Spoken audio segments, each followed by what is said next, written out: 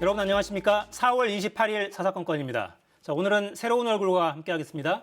정주식 시사평론가와 주요 뉴스 정리해드립니다. 자, 안녕하세요. 안녕하세요. 잘 부탁드리겠습니다. 예, 잘 부탁드립니다. 자, 첫 번째 주제 뭔가요? 합의 무의 협치 실종입니다. 국회 소식이군요. 예, 이른바 검수완박 관련해서 핵심 법안이잖아요. 네. 검찰청법 개정안에 대한 필리버스터가 오늘 0시부로 그 국회 회기 종료와 동시에 자동으로 종료됐습니다. 네. 자, 앞으로 법안 처리 어떻게 진행이 되죠?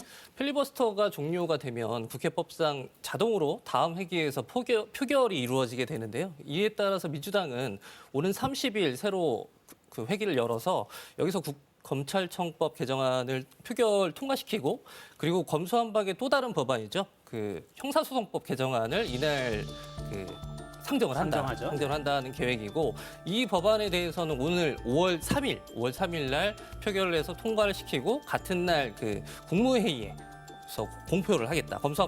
검수완박 법안 2개를 모두 같은 날 공표하겠다라는 계획을 밝히고 있습니다. 30일이 중요한 날이네요. 그렇습니다. 검찰청법 개정안 표결이 이루어지고 형사소송법은 상정하고 그러면 또 필리버스터가 시작이 되겠죠? 그렇죠. 시작을 해도 자정이 되면 끝나게 되니까요. 그렇죠. 자, 당선인 쪽에서는 국민투표 카드를 꺼냈어요? 그렇습니다. 장제원 당선인 비서실장 측에서 27일 날 이 검수완박 법안에 대해서 그 국민투표에 붙이는 건을 당선자에게 보고하겠다라고 밝혔는데, 근데 이에 대해서 그 중앙선관위에서 이거 현행법상 이게 그 불가하다라는 입장을 밝혔거든요. 이 불가하다는 입장의 근거는 그 현행 국민투표법 14조 1항이 그 지난 2014년 그 헌법재판소에 의해서 그 헌법 불합치 판결을 받은 것을 근거로 네. 할 수 없다라는 입장을 밝혔는데 이 내용을 보면은 그 현행법상 그 제외 국민들이 국민투표를 할 수가 없게끔 되어 있는, 그러니까 지금 거소가 국내에 마련돼 있지 않은 제외 국민들이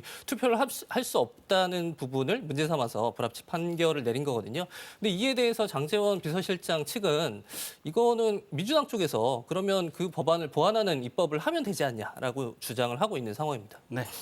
자, 또 중수청을 설치하는 것도 중요한 과제 중에 하나인데 그렇죠. 사개특위 열어야 되잖아요. 이건 어떻게 진행이 되죠?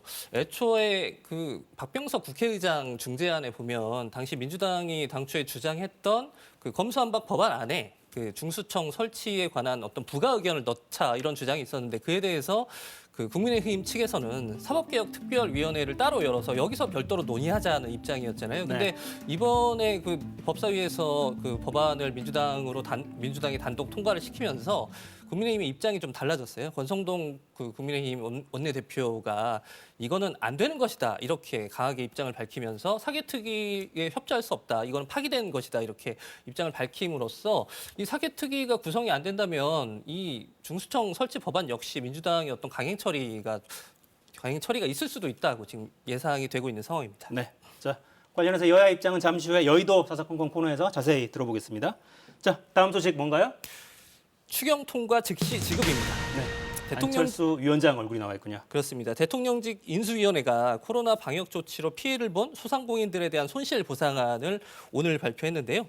오늘 안철수 인수위원장은 과학적 추계 기반의 온전한 손실 보상을 위한 코로나19 비상대응 100일 로드맵을 발표했습니다. 네. 이 핵심 골자를 보면 소상공인과 소기업 551만 개사가 2019년 대비해서 2020년, 2021년 2년 동안 피해를 입은 손실액을 추산을 해봤더니 약 54조 원에 이른다. 54조 원. 근데 이 54조 원이라는 계산을 본인들이 처음 했다 이번에. 왜 현 정부가 하지 않았는지 좀 의문스럽다라는 좀 비판을 섞어가면서 이야기를 했는데 과학적 추계라고 거듭 강조했죠. 그렇습니다. 그 매출이 감소한 사업체의 방역 조치로 발생한 영업이익 감소액을 손실로 집계해보니까 54조 원이 나왔다라고 발표를 하면서 이어서 개별 업체 규모와 피해 정도, 업종별 피해 등을 종합 고려해서 추경 통과 즉시 피해 지원금을 차등 지원하기로 했다라고 발표를 했습니다. 네. 구체적으로 얼마씩 지급하는 걸로 지금 발표가 돼 있죠? 이게 구체적인 액수는 2차 추경이 통과되고 나서 뭐 좀 더 지켜봐야 된다라고 밝히긴 했는데 네. 뭐 최대 손실액은 600만 원 정도 선을 보고 있는 것 같아요. 근데 네. 이 600만 원 선이라는 게 그 당선자의 어떤 공약 사항의 어떤 한도액이거든요. 그래서 그쯤에 맞춰서 아마 지급이 이루어지지 않을까 예측이 되고 있습니다. 네. 자, 오늘 국민의힘과 인수위원회 첫 당정협의 가졌어요? 그렇습니다. 대선 이후에 국민의힘과 인수위원회 인사들이 처음으로 공식 상견례 자리를 가진 건데요. 이 자리에서는 뭐 국익, 실용, 공정, 상식이라고 하는 국정 운영 원칙을 제시를 했고요.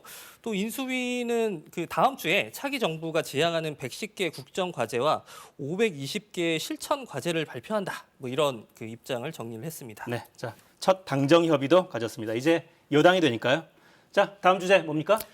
방안 먼저 21일 정상회담. 네, 바이든 대통령 방한하죠? 그렇습니다. 조 바이든 미국 대통령이 다음 달 20일에서 22일까지 방한을 하고요. 네, 그중에 21일 날에는 윤석열 당선자와 첫 정상회담을 갖습니다. 네.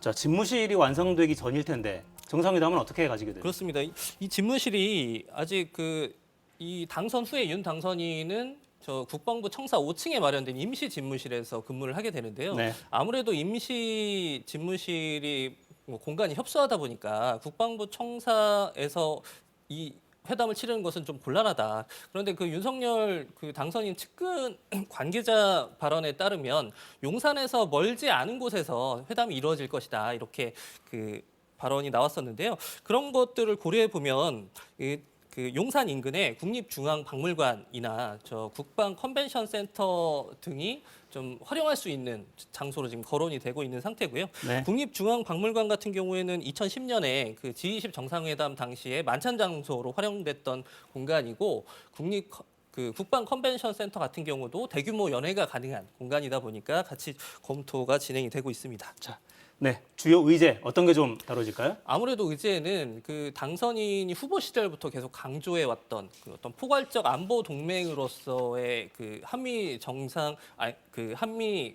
어떤 동맹의 강화 이런 부분이 뭐 집중적으로 논의가 될 것 같고요. 또 북한의 연이은 이 미사일 도발에 대해서 한미 양국이 어떤 공조 태세를 취할 것인가 이 부분도 중요 의제가 될 것 같고 또 최근에 그 우크라이나 전쟁 그리고 또 미국 그 바이든 대통령이 취하고 있는 대중국 견제 정책 이런 부분과 관련해서 바이든 대통령이 우리 정부에 뭔가 좀 요청을 할 수도 있겠다 이런 부분이 예상이 되는데 그에 대해서 윤석열 당선인 측에서 어떻게 대응을 할지도 관심이 모아지고 있는 상황입니다. 네.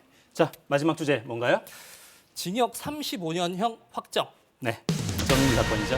이게 참 생후 16개월 된 입양아 정인양을 학대해 숨지게 한 혐의로 항소심에서 징역 35년을 선고받은 양모 장모 씨에 대한 대법원의 최종 판단이 나왔습니다. 자, 2심 판결 그대로 확정이 됐죠. 그렇습니다. 2심에서 징역 35년이었는데 이걸 대법원이 그대로 확정을 했는데요. 이 장 씨는 그동안 1심과 2심에서 지속적으로 살인의 고의성을 부인해 왔어요. 나는 일부러 그런 것이 아니다라고 부인해왔. 1심과 2심 항소심에서는 모두 장 씨에게 미필적으로나마 살인의 고의가 있다라고 판단을 해서 이 살인죄에 대해서 유죄로 인정을 한 것이었거든요. 근데 다만 1심에서는 무기징역 그 판결을 내렸는데 이게 항소심에서는 35년 유기징역으로 이게 좀 형이 감형이 됐고 이걸 이제 대법원에서 이번에 인정이 됐습니다. 네, 자, 정주식 평론가였습니다. 여기까지 듣겠습니다. 고맙습니다. 감사합니다.